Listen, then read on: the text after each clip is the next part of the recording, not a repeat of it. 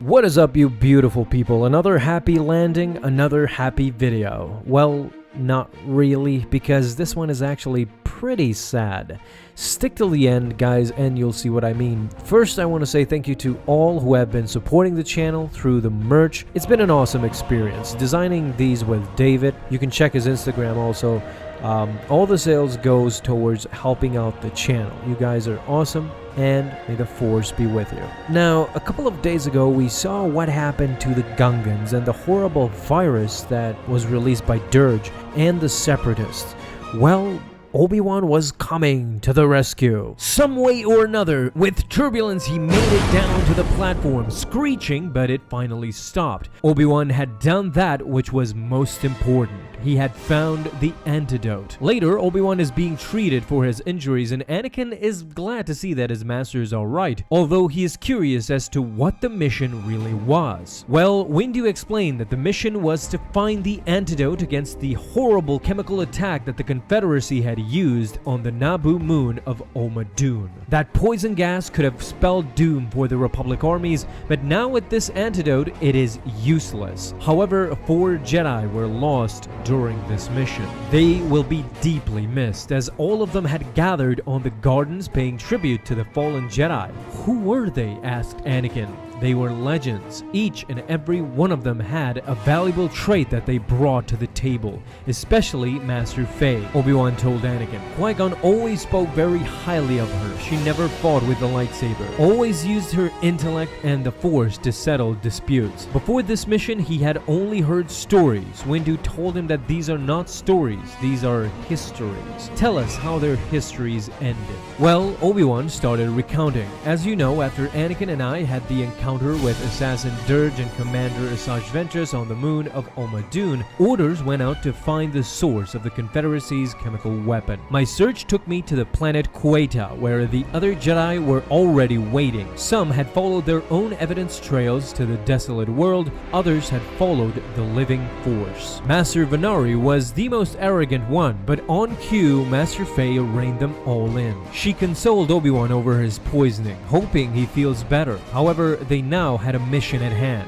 The factory was surrounded by lava, and what's more, they had detected only droids in the area and no life forms. With that, Master John Antilles was now leading the way as the rest followed. Once they approached the factory, now they had to find a secure entry point. There was no guards outside, but once they went a bit deeper, they immediately spot a Skakoan sentry manning the area. His suit was pressurized with methane. If they breach it, it may explode violently. During that time, Kenobi had quickly accessed the main floor plans for the factory. The synthesis lab was nearby. Once there, they would be able to find the antidote. Unbeknownst to the Jedi, however, Asajj Ventress and the Gendai assassin Dirge were very much aware of their mission and prepared accordingly for their arrival. Once inside the lab, Obi-Wan confronted Asajj once again. All this time, they were waiting for them as Dirge pointed his blaster towards the sentry's sentience. They were all stunned. Obi-Wan yelled no, but Dirge shot at their suits anyway, and a huge explosion followed.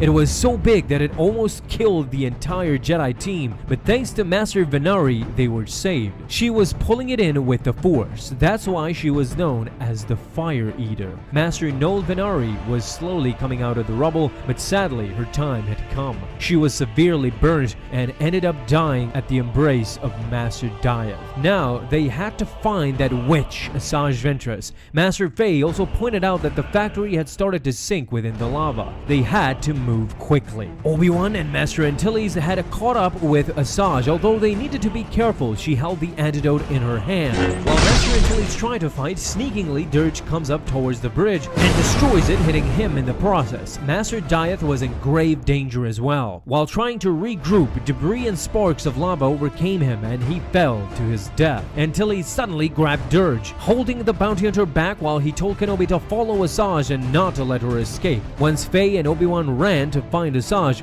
Dirge simply grabbed the Jedi Master and engulfed him in lava as he burned alive.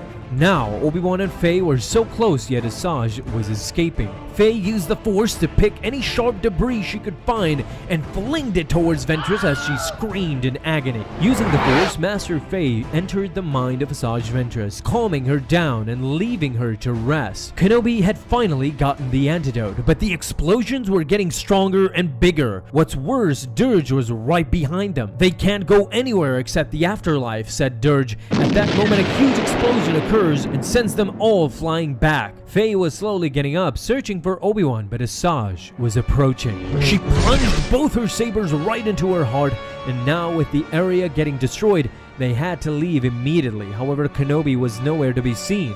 Ah, there he is, holding on to the ledge, trying not to fall to his death. It was a pity that Dooku had ordered her not to harm him, as she proceeded for the transport and left the planet. "Obi-Wan, take my hand," said a wounded Fay. There is no hope for her, but if she gives him the rest of her strength, then maybe he could survive. As she did just that, and while Obi-Wan was slightly recovered, Fay was now dead, sacrificing herself for the greater good of the galaxy. Obi-Wan had recounted everything to Mace Windu. He suspects that Master Fay would go on to live forever if she didn't die that day. That's how strong in the Force she was. He will not find peace until Count Dooku is brought to justice, which reassured Windu of victory even more.